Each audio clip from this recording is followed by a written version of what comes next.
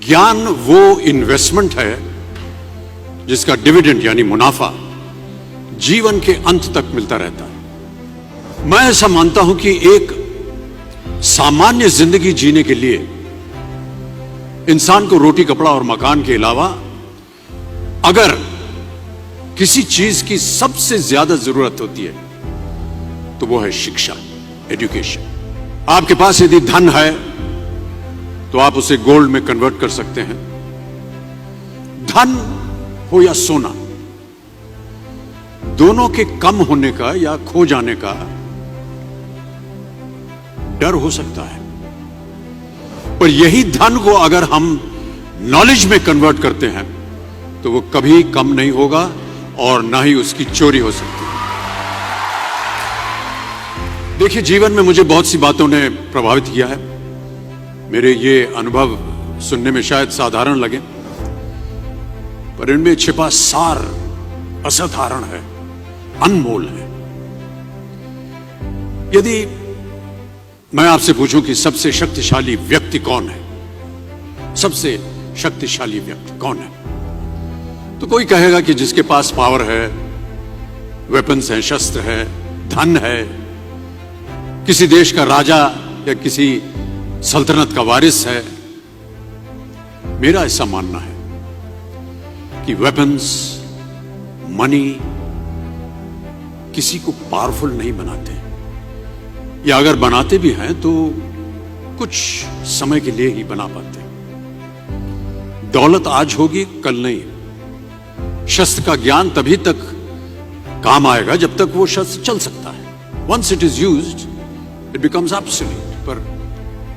पर शास्त्र का ज्ञान कभी नहीं रुकता। Knowledge can never be obsolete. शास्त्र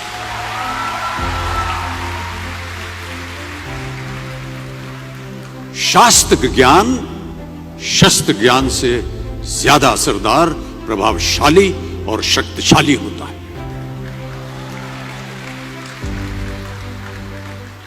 अब देखिए, एक राजा ने कितने राज्यों पर विजय प्राप्त की, कौन कौन से शस्त्रों का इस्तेमाल किया, कितने सैनिक थे, यह शायद आपको याद ना हो,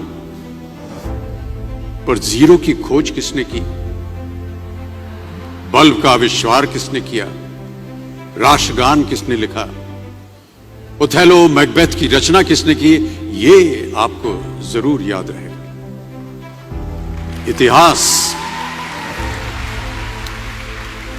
इतिहास गवाह है कि एक राजा अपनी शक्ति के बल पर केवल वहीं तक पूजा जाता है जहां तक उसका साम्राज्य फैला होता है। वो केवल अपनी प्रजा का प्रिय होता है। पर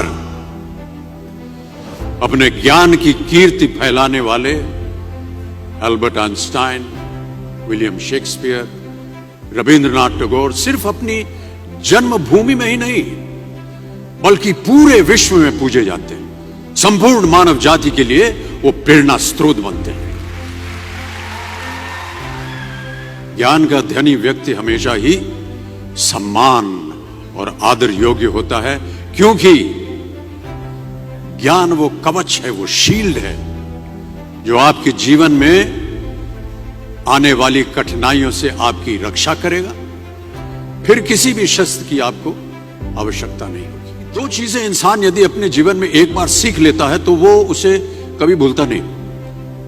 एक है तैरना, स्विमिंग, दूसरा है साइकिल चलाना। सालों बाद भी अगर आप इन क्रियाओं को करेंगे तो कभी भी इस बात की चिंता नहीं होगी कि आपको स्विमिंग करना या साइकिल चलाना याद है कि नहीं। You will confidently do it. काश कि हम पढ़ाई भी इसी नजरिए के साथ करें, that when you will chase knowledge, numbers will always follow. देखिए, महाभारत में जब गुरु द्रोणाचार्य ने एकलव्य को अपना शिष्य मानने से और अपने गुरुकुल में लाने से इनकार कर दिया था, तो एकलव्य ने क्या किया? अपने गुरु की प्रतिमा, एक मूर्ति बनाई और केवल उस मूर्ति से प्रेरणा लेकर ही धनुर्विद्या सीखने में वही सफलता प्राप्त की जो बाकी योद्धाओं को द्रोणाचार्य के गुरुकुल में रहकर हुई। उस प्रतिमा के रूप में एकलव्य को हमेशा अपने गुरु के पास रहने का एहसास था। और जब गुरु साथ में हो तो सफलता हासिल करने से आपको कोई भी नहीं रोक सकता है।